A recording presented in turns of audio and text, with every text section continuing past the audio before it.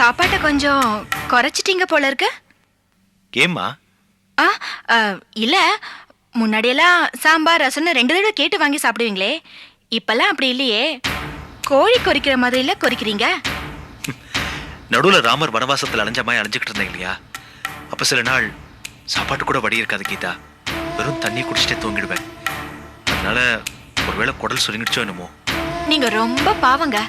ஆமா, அந்த வனவாச காலத்துல உங்க ஃப்ரெண்ட்ஸ் யாரையும் பார்த்து ஹெல்ப் கேட்கலையா? கேட்டேம்மா. ஆனா யாருமே ஹெல்ப்புக்கு வரல.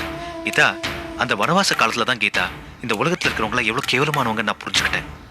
உங்க கூட ஒருத்தன் சுத்திட்டு இருப்பானே அரவேக்காடு, அவன் கூட ஹெல்ப் பண்ணலையா? இல்லம்மா. அவ அவ பேரு அவ ஆ நம்ம 2 பேருக்குள்ள பிரச்சனை வரதுக்கு காரணமா இருந்தாலே அந்த பொண்ணு, விஜி. அவளை கூட நீங்க போய் பார்க்கலையா? அவளையா? அவளை எதுக்காக நான் போய் பார்க்கணும்? ஏதாவது ஹெல்ப் கேட்கத்தான். ஆதரவு இல்லாம இருக்கிறப்போ தெரிஞ்சவங்கள்ட்ட போய் உதவி கேட்கறது சகஜம் தானே? அதுக்காக யார்கிட்ட வேணா போய் எது வேணா கேட்கலாமா? கீதா, எனக்குன்னு ஒரு இதுவே இல்லைன்னு நினைச்சிட்டியா? என்னங்க சொல்றீங்க? விஜி கிட்ட போய் பேசுறது உங்களுக்கு அவ்வளவு தூரம் வெறுப்பான விஷயமா? அவ பேச்சு இப்ப எதுக்கு? விடு. அப்போ அந்த பழைய விஷயத்துக்கு அப்புறம் நீங்க விஜய போய் பார்க்கவே இல்லைல்ல? உன் மேல சத்தியமா சொல்றேன், நான் அவளை பார்க்கவும் இல்ல, மனசால கூட நினைக்கல கீதா.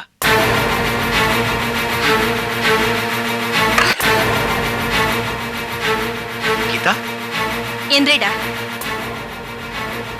கீதா, சாப்பிடும் போது ஏன் தட்டை இழுத்த? வெளியே போடா. என்ன கீதா, உனக்கு என்ன பைத்தியம் கீதா பிடிச்சிருக்கா? இல்ல, இப்பதான் தெளிவா இருக்கேன். கீதா, நீ என்ன சொல்ற? எனக்கு எதுவுமே புரியல. இத்தனை நாளா நாய குளிப்பாடி நடுவிட்டு வச்சேன். அது பழைய பொறுக்கி தனத்தை வெளிலன்னு தெரிஞ்சுட்டேன். மரியாதையா வெளியே போடா. கீதா, சீ போடா. கீதா, மரியாதையா வெளியே போன்னு சொல்றேன்ல. கீதா, என்ன கொஞ்சம் பேச விடு. இப்ப எதுக்காக இந்த மாதிரி நடந்துக்கிற? நான் எந்த தப்பும் பண்ணலையம்மா. என்னது? தப்பு பண்ணலையா? பண்ணிட்டு இப்ப இல்லன்னு சாதிக்கிறியா? இதுல சத்தியம் வேற பண்ற. கீதா, நான் சொல்றத கொஞ்சம் நீ முழுசா கேளு. என்ன விட்டு நீ பிரிஞ்சதுக்கு அப்புறம் விஜய போய் அவங்க அக்கா வீட்ல பாத்துருக்க. என்ன கல்யாணம் பண்ணது உன் துரதிர்ஷ்டம்னு அவகிட்ட சொல்லிருக்க. நம்ம 2 பேரும் ஒன்னா வாழலாமான்னு அவளை கூப்பிட்டுருக்க. கடைக்கு போகும்போது என் மனசுல என்ன இருந்துச்சு தெரியுமா? இனிமே நம்ம லைஃப்ல பிரச்சனையே இருக்காதுன்னு நினைச்சேன். இப்படி எல்லாத்தையும் கெடுத்துட்டியேடா. உனக்கு கொஞ்சம் கூட உறுத்தலே இல்லாம சத்தியம் வேற பண்ற. கீதா, உன் கஷ்டம் எனக்கு நல்லா புரியுதுமா. நான் விஜய் வீட்டுக்கு போனது உண்மைதான். ஆனா நான் ஏன் போனேன், எதுக்காக போனேன்ற நியாயத்தை கொஞ்சம் கேளு கீதா. ச்சே, நீதான் எதையுமே நியாயப்படுத்தி பேசுவியே. உனக்கு கிரிமினல் புத்தி தானடா? இல்ல கீதா,